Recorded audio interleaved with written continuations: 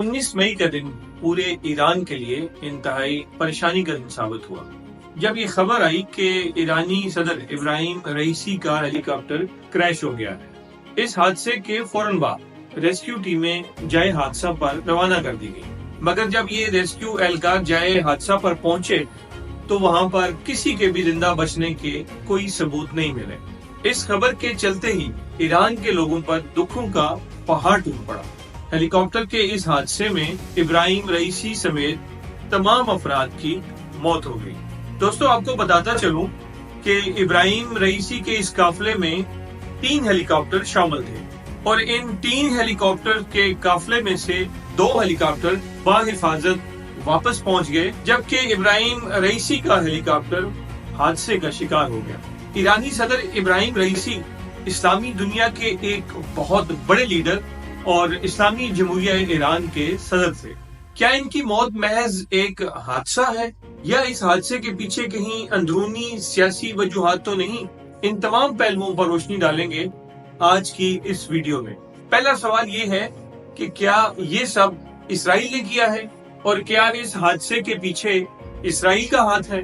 अगर हम ये मान भी लें कि इस सारे वाक़े के पीछे इसराइल का हाथ है, तो फिर भी इसराइल इसे कभी भी तस्लीम नहीं करेगा, क्योंकि आज तक ईरान और इसराइल के दरमियान जितने भी कॉन्फ्लिक्ट रहे हैं, इसराइल ने कभी भी किसी भी चीज को कबूल नहीं किया है। आपको याद होगा 1 अप्रैल 2024 दमिश्क में ईरान के कौंसल खाने पर मिसाइल अटैक होता है और उसके नतीजे में कौंसल खाने की बिल्डिंग मुकम्मल तौर पर तबाह हो जाती है। और न सिर्फ ये बल्कि ईरान के 2 इंतहाई अहम जनरल भी इस हमले में मारे जाते हैं। और फिर इसके जवाब में ईरान की तरफ से इसराइल पर 300 से ज्यादा ड्रोन्स और मिसाइल दागे गए, मगर इसराइल ने आज तक उस हमले को तस्लीम नहीं किया। अब आते हैं ईरान के अंदरूनी सियासी हालात पर। दोस्तों, हमारे मुल्क में जो सबसे बड़ा मनसब है वो है सदर का, यानी सदर पाकिस्तान। इसके अलावा वजीर आजम का इंतखाब अवाम की तरफ से होता है और इसी वजह से तमाम इख्तियारात और तमाम ताकत वजीर आजम के हाथ में होती है। लेकिन अगर आप अमेरिका को देखें तो अमेरिका में हर एक चीज सदर के हाथ में होती है। वो न सिर्फ रियासत का सरबराह माना जाता है, बल्कि तीनों मुसल्लह अफवाज भी उसके हुक्म को मानने की पाबंद है। लेकिन ईरान में ऐसा बिल्कुल नहीं है, क्योंकि ईरान का पॉलिटिकल स्ट्रक्चर जरा मुख्तलिफ है। इसलिए पहले ईरान का पॉलिटिकल स्ट्रक्चर समझना भी जरूरी है। बहुत से लोगों को ये लगता है कि ईरान का सदर ही सबसे ज्यादा बाइख्तियार शख्स है, मगर ऐसा बिल्कुल नहीं है। ईरान के सबसे ज्यादा बाइख्तियार शख्सियत होते हैं ईरान के सुप्रीम लीडर या रहबर आला, और ये ओहदा सदर से ऊपर होता है। और इस वक्त जो शख्सियत इस ओहदे पर मौजूद हैं, उनका नाम है अली खामनेई।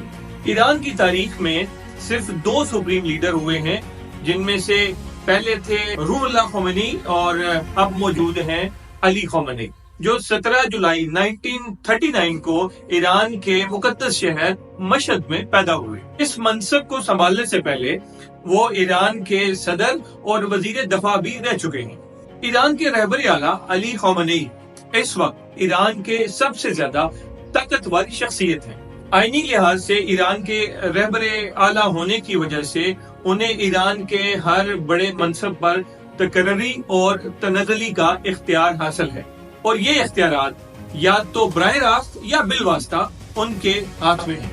और इसके अलावा अरबों डॉलर का हुजम रखने वाली कई फाउंडेशन और औकाफ भी रहबर आला के ही जेर निगरानी काम करते हैं। ईरान के आइन में जब रहबर आला का ओहदा 1979 में इनकलाब के बाद आयतुल्लाह खामनेई ने ईरान को इस्लामी जमहूरिया ईरान करार दिया, तो उसकी तौसीक के लिए अवामी रेफरेंडम कराया गया और इस रेफरेंडम के नतीजे में 98.2% लोगों ने अपने वोट के जरिए रहबर आला के इस हुक्म की तायीद कर दी। 1989 में रूहुल्लाह खोमेनी की वफात के बाद अली खामनेई ने ये मनसब संभाला और अभी तक इस मनसब पर मौजूद है।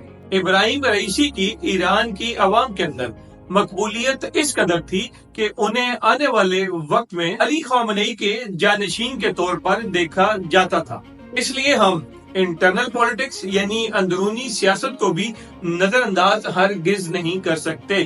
ایرانی اسٹیبلشمنٹ کے 2 انتہائی ایکٹیو ممبرز کی اس طرح سے موت کیا محض ایک حادثہ سمجھی جائے یا اس کے پیچھے کوئی سازش تلاش کی جائے؟ اس ہیلی کاپٹر کریش کے پیچھے کیا کیا عوامل ہو سکتے ہیں؟ اور جو کچھ عرصہ پہلے ایران نے اسرائیل اور امریکہ کو چیلنج کیا تھا، کیا یہ اس کا نتیجہ تو نہیں؟ اور ہاں، اس حادثے کے نتیجے میں ایران کی کون سی کمزوری ایکسپوز ہوئی ہے؟ جیسا کہ آپ یہ جانتے ہیں کہ ایرانی صدر ابراہیم رئیسی آذربائیجان کے بارڈر پر گئے تھے اور وہاں پر انہوں نے آذربائیجان کے صدر کے ساتھ مل کر ایک ڈیم کا افتتاح کیا، اور اس کے ساتھ ہی ایران کا ایک صوبہ ہے مشرقی آذربائیجان یا ایسٹ آذربائیجان پروونس۔ یہ ایران کا ایک انتہائی دور افتادہ علاقہ ہے اور اس کا رقبہ 47,830 مربع کلومیٹر ہے، اور اس کی آبادی 2005 کے تخمینے کے مطابق تقریباً 40 لاکھ کے قریب ہے۔ اس کی سرحدیں آرمینیا اور آذربائیجان کے ساتھ ملتی ہیں۔ وہاں کے لوگوں کے ساتھ اختلافات بھی ایک مصمم حقیقت ہے۔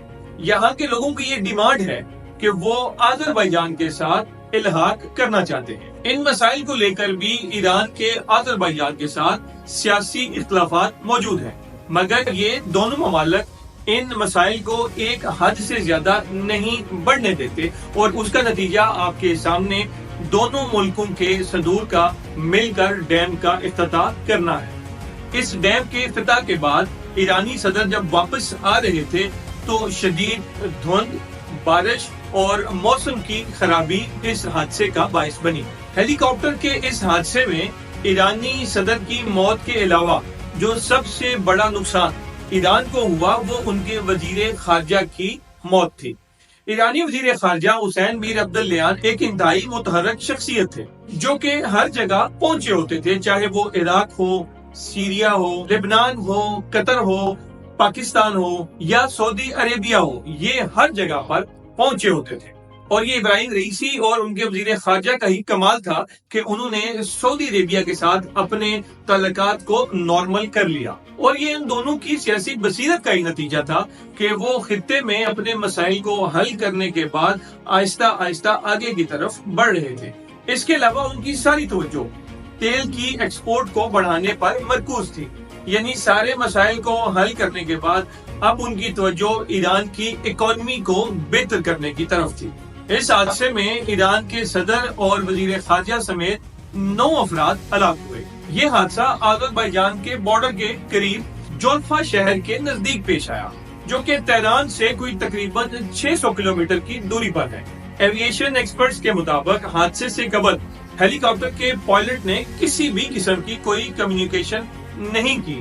اس سے یہ ظاہر ہوتا ہے کہ یہ کس قدر بڑا حادثہ تھا، یا یوں کہہ لیں کہ پائلٹ کو سنبھلنے کا موقع ہی نہیں ملا کہ وہ کسی کے ساتھ کمیونیکیشن کر سکے۔ یہاں پر ایک سب سے اہم چیز جس کو ڈسکس کرنا بہت ضروری ہے، اور وہ ہے اس ہیلی کاپٹر کا ڈیزائن۔ یہ بیل 212 انتہائی پرانے ڈیزائن کے امریکن میڈ ہیلی کاپٹر ہیں، اور یہ ہیلی کاپٹر ایران کو اس وقت ملے تھے جب ایران کی امریکہ کے ساتھ دوستی تھی، اور یہ وقت ہے ایران کے انقلاب سے پہلے کا۔ اور ایران کی سب سے بڑی کمزوری بھی یہی سمجھی جاتی ہے کہ ایران نے آج تک اپنی ایئر فورس کو اپ گریڈ نہیں کیا، حالانکہ وہ رشیا کے ساتھ مل کر اب اپنی ایئر فورس کو اپ گریڈ کرنے کی کوشش کر رہے ہیں۔ یہ ہیلی کاپٹر 60 کی دہائی میں بنا اور 1971 میں فنکشنل ہوا، اور اسے امریکہ نے کینیڈین آرمی کے لیے بنایا تھا، اور اس کے بعد پھر کینیڈا اور امریکہ کی آرمی اس کو استعمال کرتی رہی، اور اب تقریباً 20 سالوں سے یہ ہیلی کاپٹر مکمل طور پر آؤٹ ڈیٹڈ ہو چکے ہیں، مگر ایران انہیں مجبوراً بار بار اپ گریڈ کر کے چلا رہا ہے، اور ایرانی صدر بھی اسی ہیلی کاپٹر کو اپ گریڈ کر کے استعمال کرنے پر مجبور تھے۔ موسم کی خرابی، تکنیکی خرابی اور ہیلی کاپٹر کا آؤٹ ڈیٹڈ ہونا، یہ ایسے عوامل ہیں جنہوں نے اس حادثے میں اپنا کردار ادا کیا۔ اس وقت مڈل ایسٹ کے جس طرح کے حالات ہیں اور ایران کو جس طرح کے مسائل کا سامنا ہے، ایسے میں ایران کو ابراہیم رئیسی کی طرح ہی ایک اسٹرانگ لیڈرشپ کی ضرورت ہے۔ اور آخر میں ایران کی جو سب سے بڑی ناکامی نظر آتی ہے وہ ہے ایران کی انٹیلیجنس کی ناکامی۔ اور یہ ایران کی انٹیلیجنس کی بہت بڑی ناکامی ہے کہ اسرائیل بڑی آسانی کے ساتھ جب بھی چاہتا ہے ایران کے نیوکلیئر سائنٹسٹ اور ایران کی نیوکلیئر سائٹس کو تباہ کر کے نکل جاتا ہے۔ اور اگر آپ آذربائیجان کی بات کریں تو آذربائیجان ترکی کے راستے اسرائیل کو تیل فروخت کرتا ہے، اور آذربائیجان کے اسرائیل کے ساتھ بہت ہی مثالی تعلقات ہیں۔ اگر یہ ویڈیو آپ کو انفارمیٹیو لگی ہو تو نیچے دیے گئے سبسکرائب کے بٹن کو دبا دیں اور چینل لنک کو اپنے دوستوں کے ساتھ بھی شیئر کریں۔